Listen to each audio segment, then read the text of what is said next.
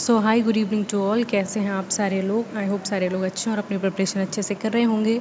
तो आज की इस वीडियो में हम डिस्कस करने वाले हैं टॉप 25 MCQs ऑन मार्क्सिज्म।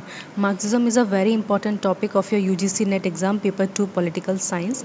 तो इससे रिलेटेड वीडियो मैंने पहले ही करा दी है, जिसमें मैंने मार्क्सिज्म के कोर आइडियाज़, थिंकिंग और उनके सारे जो कॉन्सेप्ट्स हैं वो पूरे क्लियर किए हुए थे। देन उसी वीडियो की नेक्स्ट डायरेक्शन में मैं उससे रिलेटेड काफ़ी सारे MCQs लाई हूँ जो आपके एग्ज़ाम के लिए बहुत ही ज़्यादा इंपॉर्टेंट है। तो आप सारे MCQs के आंसर कमेंट सेक्शन में देंगे और प्लीज़ मुझे लास्ट में बताना आपने 25 MCQs में से कितने करेक्ट किए हैं। ओके, मैं हर क्वेश्चन के बाद आपको कुछ 10 सेकेंड्स का टाइम दूंगी जिसमें आपको बताना है कि कौन सा क्वेश्चन का कौन सा आंसर सही है। देन उसके बाद मैं इटसेल्फ आपको आंसर बताऊंगी। Okay, so moving on to next question, that is who coined the term dialectical materialism. Okay, dialectic materialism का जो टर्म है वो किसने कॉइन किया है? Karl Marx, Friedrich Engel, Lenin और Stalin. So the right answer of this question is Karl Marx. Moving on to next question, that is according to Marx the driving force of history is. Marx according जो driving force है history की कौन आगे बढ़ाता है तो वो क्या है? Religion, morality और class struggle. So the right answer of this question is class struggle. Okay, उसका डी ऑप्शन कहीं मिस हो गया है, बट इसका सही आंसर क्लास स्ट्रगल है। Then the third question is which of the following is not a mode of production in Marxist theory. तो इसमें नॉट पूछा गया है। ओके, एशियाटिक, फ्यूडल, कैपिटलिस्ट और democratic. So the right answer is democratic.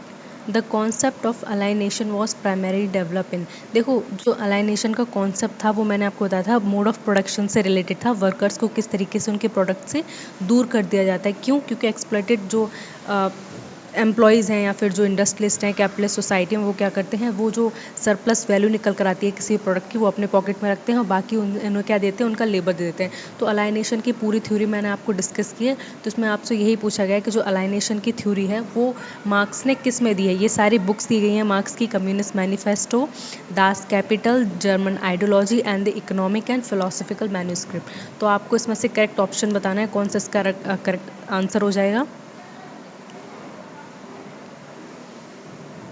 So the correct answer is economic and philosophical manuscript. इन्होंने सारे ideas को इसी में डिस्कस किया कि किस तरीके से एक वर्कर को उसके प्रोडक्ट से अलग कर दिया जाता है। देन जो भी उसका सरप्लस वैल्यू होती है या फिर जो भी उसकी एक्स्ट्रा इनकम जनरेट करते हैं कंज्यूमर से, वो डायरेक्टली कहाँ जाती है? वो डायरेक्टली जाती है जो इंडस्ट्रियलिस्ट होते हैं, जो कैपिटलिस्ट होते हैं, जिनकी इंडस्ट्री होती है उनकी पॉकेट में। जबकि जाना कहाँ चाहिए? लेबर इंसेंटिव्स के पास, मतलब जिसने वो उस प्रोडक्ट को बनाया उसके पास जाना चाहिए, लेकिन ऐसा नहीं होता है। Moving on to next question, that is who co author the communist manifesto. देखो कम्युनिस्ट मैनिफेस्टो किसने लिखा है? ठीक है, देखो कार्ल मार्क्स ने लिखा है, लेकिन उनके साथ साथ ये एक और जो थिंकर है उन्होंने लिखा है, तो उनके बारे में पूछा गया है। लेनिन, स्टालिन, फ्रेडरिक एंजल और हीगल। इसमें से आपको करेक्ट ऑप्शन बताना है कि किसकी मदद से, जैसे को थिंकर्स होते हैं ना, को राइटर्स होते हैं, को ऑथर्स होते हैं, जो एक दो लोग मिलकर एक किताब लिखते हैं, चार लोग मिलकर एक पोएम लिखते हैं, कहानी लिखते हैं, उसी तरीके से इस क्वेश्चन में को ऑथर के बारे में पूछा गया है जो कम्युनिस्ट मैनिफेस्टो कार्ल मार्क्स के साथ लिखी थी उन्होंने। तो आपको इसका करेक्ट आंसर बताना है। So the correct answer is Friedrich Engel. Friedrich Engel इनके बेस्ट फ्रेंड थे, ठीक है। उन्होंने हमेशा इनके दोनों के आइडियाज़ एकदम से सेम है, ठीक है। इन्होंने काफ़ी सारी बुक्स मिलकर लिखी हैं, जिसमें से एक बुक कम्युनिस्ट मैनिफेस्टो भी है, ठीक है। And the next question is which class owns the means of production in capitalism according to marks. तो इसमें पूछा गया है कि जो मीन्स ऑफ प्रोडक्शन है, जो भी हम प्रोडक्ट कर रहे हैं, जो भी प्रोडक्ट्स हम बना रहे हैं कैपिटलिस्ट क्लास में, कैपिटलिज्म में, वो कौन बना रहा है, ठीक है। उसको प्रोलिटेरिएट्स, बुर्जोसिस, फ्यूडल लॉर्ड्स और क्लर्जी, ठीक है। तो इसका करेक्ट आंसर हो जाएगा बुर्जोसिस, क्योंकि जो सारे प्रोडक्शन के जो है मीन्स ऑफ प्रोडक्शन है वो कौन ओन कर रहा है? बुर्जोसिस ओन कर रहे हैं, ठीक है। बना कौन रहा है? प्रोलिटेरिएट बना रहे हैं। देखो ये थोड़े से टर्म जर्मन है, इसलिए आपको डिफरेंस हो सकता है। जो प्रोलिटेरिएट्स होते हैं ये वर्किंग क्लास होती है, जिन्हें वर्कर्स भी कहते हैं। जबकि जो बुर्जोसिस होते हैं ये कौन होते हैं? ये रूलिंग क्लास होती है, या फिर इनको कह सकते हैं इंडस्ट्रियलिस्ट या कैपिटलिस्ट कह सकते हैं, ठीक है। ये एलिट क्लासेस होते हैं जो क्या करते हैं? सारी फैक्ट्रीज ओन करते हैं, हर चीज़ को ओन करते हैं। और इनके अंडर में कौन काम करता है? प्रोलिटेरिएट काम करता है, जो कॉमन पीपल होते हैं, जो वर्कर्स होते हैं, okay. So the next question is base and super structure concept explain.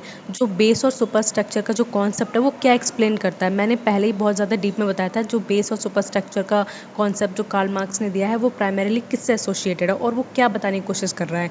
Economic relationship and state, relationship between economy and ideology, government and people, classes and nation. तो आपको इसमें से करेक्ट ऑप्शन बताना है कौन सा है, कि बेस और सुपर स्ट्रक्चर क्या कर रहे हैं, आपको किसके बीच में रिलेशनशिप इस्टेब्लिश कर रहे हैं। So the right answer is A, economic relations and the state. ठीक है।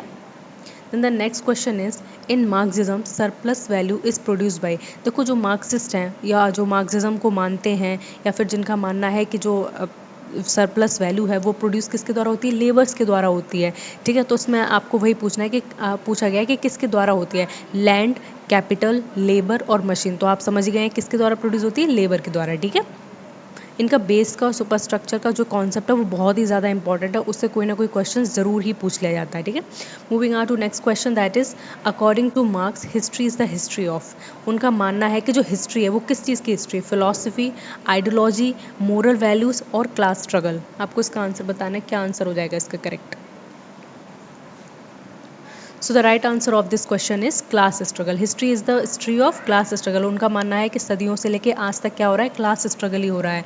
मतलब जो वर्किंग क्लास है वो बुर्जोसिस क्लास से क्या कर रही है, स्ट्रगल कर रही है, अपनी पोजीशन, अपना स्टेटस सोसाइटी में कैसे करने चाह रही है, ग्रो करना चाह रही है। ठीक है, तो ये एक स्ट्रगल की बात करते हैं। ठीक है, आज भी आप देखोगे तो हर जगह स्ट्रगल ही है। आप किसी भी एग्जाम की तैयारी कर रहे हो, क्यों कर रहे हो, क्योंकि आप अच्छी लाइफ जीना चाहते हो। ठीक है, हर चीज़ को क्या करना चाहते हो, ग्रो अप होना चाहते हो। ठीक है, अपनी जो स्टेटस है, अपनी पोजीशन है, उससे आगे बढ़ना चाहते हो। तो एक क्लास स्ट्रगल तो आपने आपके दिमाग में एक अच्छी क्लास, कोई आपसे बड़े लोग हैं वो अच्छी क्लास में जी रहे हैं, अच्छा खा रहे हैं, अच्छा घूम रहे हैं, तो आपके लिए क्या है, उनकी क्लास में उठना बैठना आपको ज़्यादा अच्छा लगता है, या फिर आपको लगता है कि हमारी भी क्लास कैसी होनी चाहिए, हमारी क्लास थोड़ी ऊँची होनी चाहिए। तो ये क्लास स्ट्रगल की हिस्ट्री है, तो उन्होंने बस इसी को डिफाइन किया और ये सही भी है। The state in Marxist theory is an instrument. जो स्टेट की बात इन्होंने की है मार्क्सिस्ट की थ्योरी में, तो वो स्टेट क्या है। ठीक है, public good, capitalist exploitation, moral authority और religious power. So the correct answer is capitalist exploitation. इनका मानना है जो कैपिटलिस्ट होते हैं, जो बड़े बड़े इंडस्ट्रियलिस्ट होते हैं या फिर जो भी अमीर हैं वहाँ पे स्टेट है, वो क्या करता है, वो हमेशा एक्सप्लॉयटेशन करता है किसका, वर्किंग क्लास का। ठीक है, ऐसा कुछ नहीं है कि आपकी वेलफेयर के लिए काम कर रहा है या फिर आपको बहुत ज़्यादा अच्छे से रहने के लिए बोल रहा है, ऐसा कुछ नहीं। वो हमेशा एक्सप्लॉयटेशन करेगा और आपके एक्सप्लॉयटेशन पर क्या करेंगे, वो लोग अच्छी लाइफ इंजॉय करेंगे। ठीक है, अपना प्रॉफिट बढ़ाएंगे। ऐसी बात कौन करता है, मार्क्स करते हैं अपनी बुक्स में। विच रेवोल्यूशन इन्फ्लुएंस मार्क्स थिंकिंग। तो मार्क्स की जो थिंकिंग थी इस तरीके की, जो लेबर के बारे में सोचते थे, प्रोलिटेरिएट के बारे में आगे उन्हें बढ़ाना चाहते थे, उनकी खुद की गवर्नमेंट के बारे में सोचते थे, कम्युनिज्म को इस्टेब्लिश करना चाहते थे। तो इनकी जो ये थिंकिंग थी, इनकी जो सोच थी, वो कहाँ से इंस्पायर हुई, मतलब उनके दिमाग में ये सारे आइडियाज़ कहाँ से आए। American revolution, industrial revolution, French revolution और द रशियन रेवोल्यूशन। तो आपको इन सारे में से करेक्ट आंसर बताना है कौन सा होगा। सो the correct answer is French revolution. French revolution ने कार्ल मार्क्स को ही नहीं बल्कि बहुत सारे लोगों को बहुत ज़्यादा इंस्पायर किया था। ठीक है, रशियन रेवोल्यूशन भी इससे ही जाके इंस्पायर हुआ था बाद में, क्योंकि फ्रेंच रेवोल्यूशन के बारे में आपने डिटेल में पढ़ा भी होगा। ठीक है, 1789 में हुआ था, 14 जुलाई 1789 को पूरे फ्रांस में रेवोल्यूशन हुआ था, जहाँ पे सरकार को गिरा दिया गया था और किसकी सरकार बन गई थी, रूलिंग क्लास की बन गई थी। ठीक है, then the next question is the term proletariat refers to. जो टर्म है प्रोलिटेरिएट, उसका मतलब क्या है। ठीक है, मैंने आपको अभी बताया था पीछे क्लास में कि थोड़े से डिफिकल्ट टर्म्स है, लेकिन इनका मतलब है कुछ ना कुछ। ठीक है, the capitalist, owners, ruling class, working class और priest.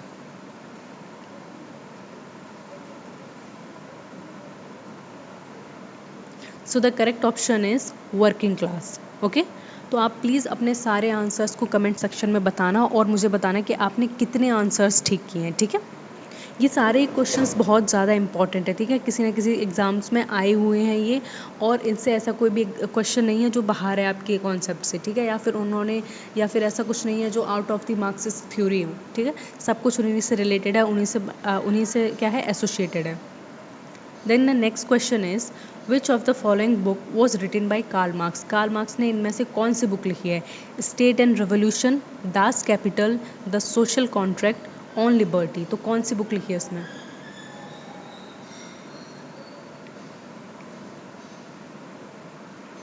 So the correct answer is Das Kapital. ये दास कैपिटल किसने लिखी है? कार्ल मार्क्स ने लिखी है। Okay, the next question is who said religion is the opium of people.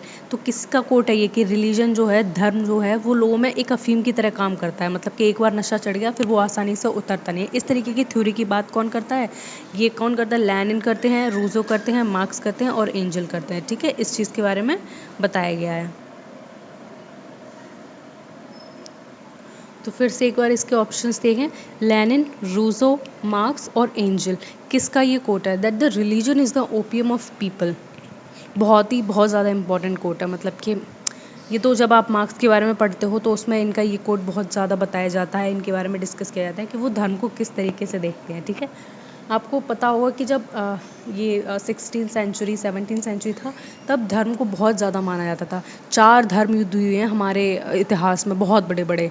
ठीक है, जिसमें पता नहीं कितने लोगों को मार दिया गया है, कितनों की तो बलि चढ़ा दी गई है। ठीक है, ये इस्लाम और क्रिश्चियनिटी के बीच में हुए थे बहुत बड़े बड़े धर्म युद्ध। ठीक है, उसके बारे में हम कभी अच्छे से डिस्कस करेंगे, फिलहाल पढ़ लेते हैं।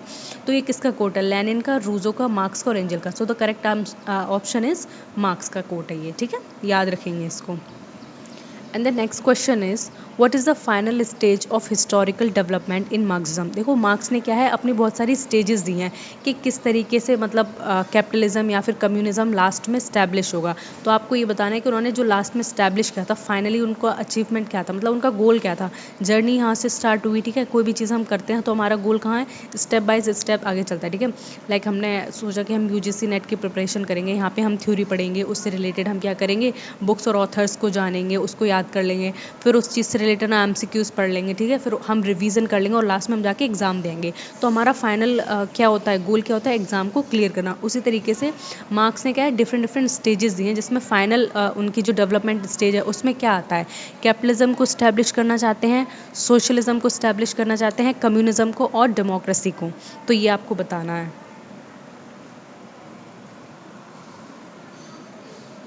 तो ऑफ कोर्स वो क्या चाहते हैं, वो कम्युनिज्म को स्टैब्लिश करना चाहते हैं। ठीक है, वो चाहते हैं कि लास्ट में कम्युनिज्म आए। अब कम्युनिज्म क्या होता है? कम्युनिज्म वो एक ऐसी सोसाइटी की बात करते हैं जहाँ पे वर्किंग क्लास कोई भी चीज़ को ओन करे, प्रोडक्ट करे और आपस में डिस्ट्रीब्यूट कर ले इक्वली। कोई किसी का एक्सप्लॉयटेशन ना करे, एकदम बार्टर सिस्टम जैसे होता था ना इंडिया में पहले, कि हमारे पास 4 आलू हैं, तुम्हारे पास 4 टमाटर हैं, हमारे पास ज़्यादा टमाटर हैं तो तुमने क्या किया, हमें दे दिया, हमसे आलू ले लिए। ठीक है, मतलब ये क्या है, ये प्रॉफिटेबल है, एक तरीके से ट्रेड है। दूसरा क्या है, हमारे ही खेत में, हमारा परिवार के 5 लोग हैं। ठीक है, वो एक प्लॉट में क्या कर रहे हैं, आलू की खेती कर रहे हैं। फिर जब ग्रोन फसल ग्रो हो गई, हमने जब उसे निकाल लिया तो हमने बीच में क्या किया, डिस्ट्रीब्यूट कर लिया आपस में बराबर। ठीक है, मतलब हमारी मेहनत लगी थी, हमारा लेबर था, हमारे इंसेंटिव्स थे, हमारी सब कुछ थी। ठीक है, हमने वाटर किया, हमने सीड्स सो किए और जब उसके फ्रूट्स आए तो हमने किस में डिस्ट्रीब्यूट किया, आपस में डिस्ट्रीब्यूट कर लिया। Okay, so which thinker heavily influence the marks dialectic. जो देखो, मार्क्स का जो मटीरियलिज्म था, मटीरियल डायलैक्टिज्म था, ठीक है, वो कॉन्सेप्ट को किसने हैविली इन्फ्लुएंस किया था? ठीक है, मतलब मार्क्स किससे ज़्यादा इस चीज़ को इन्फ्लुएंस थे? कांट, हीगल, लॉक और स्मिथ। इसमें से आपको करेक्ट आंसर बताना है। ठीक है,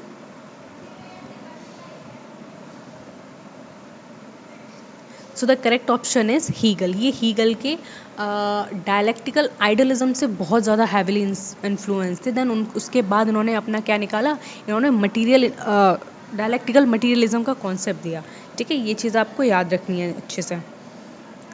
Then moving on to next question, that is which of the following concept is not associated with Marx। तो इनमें से कौन सा जो कॉन्सेप्ट है वो मार्क्स से एसोसिएट नहीं है, इस चीज़ के बारे में हम बात करेंगे। तो इसमें क्या है, alienation, surplus value, class struggle और यूटिलिटेरियनिज्म।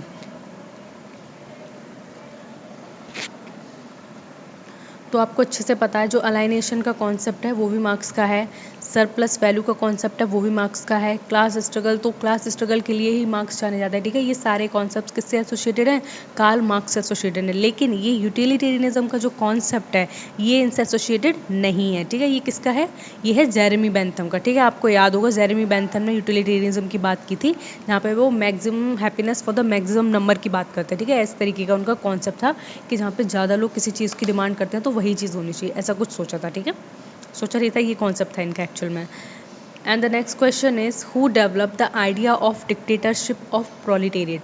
तो ये जो डिक्टेटरशिप है प्रोलिटेरिएट की, वो आइडिया किसने डेवलप किया था, मार्क्स, एंजल, लेनिन और स्टालिन, इनमें से आपको करेक्ट ऑप्शन बताना है, ये क्या आंसर उसका सही होगा।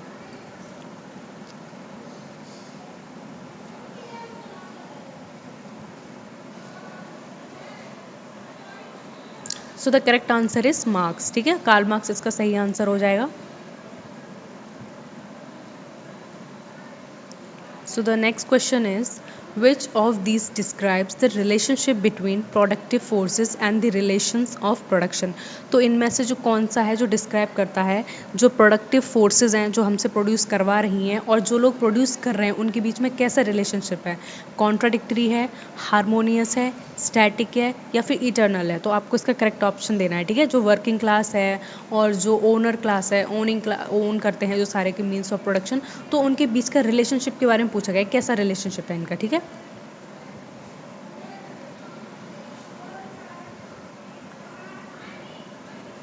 सो the correct answer is contradictory, ठीक है। इनके बीच कैसा है, कॉन्ट्राडिक्टरी रिलेशनशिप है, जो कि कार्ल मार्क्स ने पहले इस्टेब्लिश किया था कि कैसा रिलेशनशिप है, अच्छा रिलेशनशिप नहीं है, ठीक है। जब एक क्लास एक्सप्लॉइट होती रहेगी, दूसरी क्लास एक्सप्लॉइट करती रहेगी, तो आपको लगता है वहाँ पे हार्मनी होगी, बिल्कुल भी नहीं होगा। क्या होगा, कॉन्ट्राडिक्शन होगा, ठीक है। एक दूसरे के खिलाफ नफरत होगी, एक का यही मोटिव रहेगा कि हम जितना जिससे वर्क कर पाएँ उतना करवा लें, दूसरे का क्या है, दूसरे की मजबूरी रहेगी, ठीक है, हम किसी की मजबूरी का फ़ायदा उठा लें, इस तरीके की बात कार्ल मार्क्स कहते हैं। So the next question is, for Marx ideology primarily serves to. तो जो मार्क्स का मानना है कि जो आइडियोलॉजी होती है, कोई सी भी आइडियोलॉजी ले ली हमने, सोशलिज्म की आइडियोलॉजी ले ली हमने, जो मार्क्सिज्म की आइडियोलॉजी ले ली, कंजर्वेटिज्म की आइडियोलॉजी, वो क्या सर्व करती है, क्या प्रोटेक्ट करने की कोशिश करती है, लिबरेट द मासेस, मासेस को लिबरेट करती है, justify the class dominance, educate society और प्रमोट साइंस। ये चीज़ तो आप भूल ही जाओ कि वो साइंस को प्रमोट करती है, ठीक है। कोई भी आइडियोलॉजी आपने देखा है साइंस को प्रमोट करी, कंजर्वेटिज्म को के कोर आइडियाज़ में आपने देखा है वो साइंस को प्रमोट कर रहे हैं, बिल्कुल नहीं कर रहे हैं। आपने लिबरलिज्म के बारे में मैंने जब पढ़ाया था तो उसमें देखा था आपने, वो साइंस को प्रमोट कर नहीं, वो इंडिविजुअल लिबर्टी के बारे में बात कर रहे हैं, उनको फ्री करने की बात कर रहे हैं, उनको इक्वल अपॉर्चुनिटीज़ देने की बात कर रहे हैं, लेकिन उनको साइंस के थ्रू प्रमोट करने की बात नहीं कर रहे हैं, ठीक है। ये क्या प्रमोट कर रहा है, जस्टिफाई क्लास डोमिनेंस, ठीक है। इनका मानना है मार्क्स का जो आइडियोलॉजीज है वो क्या जस्टिफाई करते हैं, क्लास के डोमिनेंस को जस्टिफाई करती हैं, ये इनका मानना है। So the next question is, which is not a stage in Marxist historical materialism. तो मार्क्स की हिस्टोरिकल मटीरियलिज्म में कौन सी स्टेज नहीं आती है, ठीक है। उन्होंने 5 स्टेजेस दी थी, मैंने पहले ही डिस्कस किया है कौन कौन सी स्टेज थी, ठीक है। उसमें से कौन सी स्टेज इसमें नहीं आती आपको वो बताना है। स्लेवरी, फ्यूडलिज्म, कैपिटलिज्म और realism.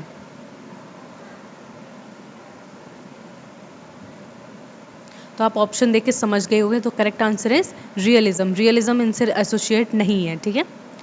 And the next question is, according to marks under capitalism workers experience. तो कैपिटलिज्म के अंडर में जो वर्कर्स होते हैं वो क्या एक्सपीरियंस करते हैं, वो क्या देखते हैं, ठीक है। एम्पावरमेंट देखते हैं खुद की, ठीक है, खुद को एम्पावर होते हुए देखते हैं, कैपिटलिज्म की बात कर रहे हैं।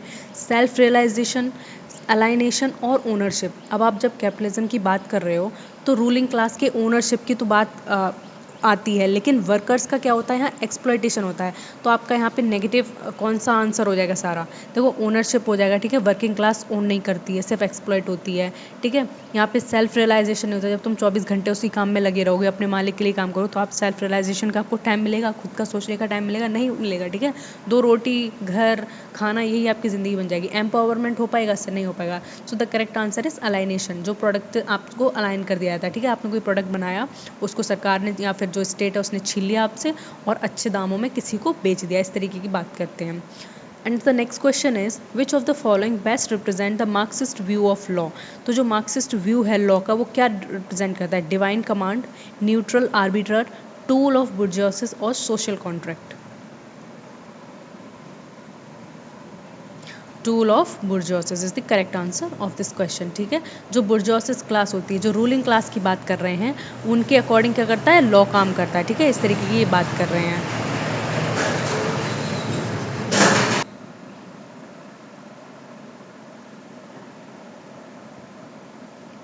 So the next question is, the German ideology was written by. तो जो जर्मन आइडियोलॉजी है वो किसने लिखी है, ठीक है। Marks alone, angel alone, marks and angel, marks and Lenin. तो ठीक है, ये एक को ऑथर्स हैं इनके मार्क्स के, तो वो कौन है, ठीक है। इसमें लेनिन है कि एंजल है, ये पूछा गया आपको बुक में। तो मैंने पहले ही आपको बताया था कि जो मार्क्स थे, कार्ल मार्क्स थे, उनके बेस्ट फ्रेंड थे फ्रेडरिक एंजल, ठीक है। इन्होंने मिलकर ही ये आइडियोलॉजी डेवलप की थी, इससे बहुत सारी बुक्स एसोसिएटेड लिखी थी और काफ़ी सारी चीज़ों को उन्होंने डिस्कस किया था, ठीक है। तो ये इसका करेक्ट आंसर क्या हो जाएगा, मार्क्स एंड एंजल, ठीक है। So the next question is, what is the term used by Marx to describe unpaid labor appropriated by capitalists? तो उन्होंने कौन सा टर्म इसमें से यूज़ किया है जो अनपेड लेबर्स के लिए, ठीक है। अलाइनेशन, एक्सप्लॉयटेशन, सरप्लस वैल्यू या रिफिकेशन।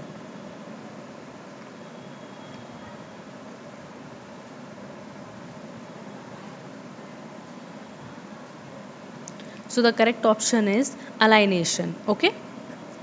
तो ये हैं आपके top 25 questions on Marxism. I hope आपको वीडियो अच्छी लगी हुई हो और आप प्लीज़ मुझे कमेंट सेक्शन में ये बताना कि आपने इससे रिलेटेड कितने क्वेश्चन सही किए हैं और कितने क्वेश्चंस आपके गलत हुए हैं, ठीक है।